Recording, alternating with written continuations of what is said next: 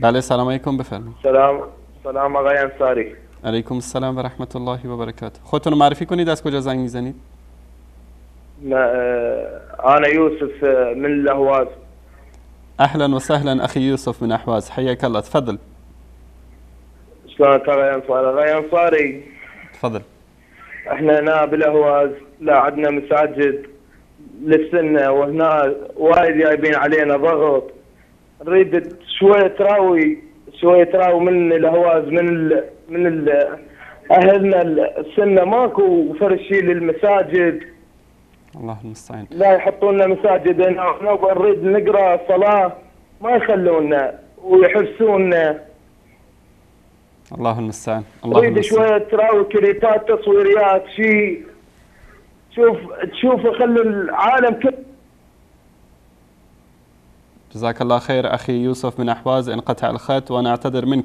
برادرمون یوسف از احواز، از برادران عرب احواز هستند در ایران. ایشون گفتن که ما اهل سنت در احواز مساجد نداریم، توجه به ما نمی کنند، اذیت می کنند و این متاسفانه حال عزیزان ما در احواز هست، خواستن کسانی که خرافات تشیع رو رها کردن. این آخوندهایی که این همه داد میزنن، مردم رو از تاجیکستان، از افغانستان میبرن برای درس خواندن در ایران و برای شیعیان در کشورهای مختلف مساجد و مدارس درست میکنن. متاسفانه توجهی به ملت ایران، به اهل سنت ایران نمی کنن، در حالی که ادعا دارن که وحدت میخوان بین شیعه و سنی. ادعا میکنن که ما دشمن اختلاف و تفرقه و نفاق هستیم.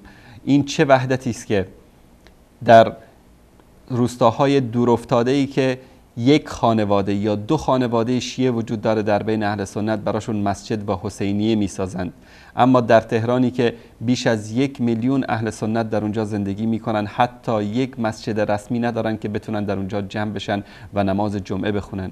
میدونید که اهل سنت در ایران مدتی در سفارت پاکستان نماز جمعه میخوندن.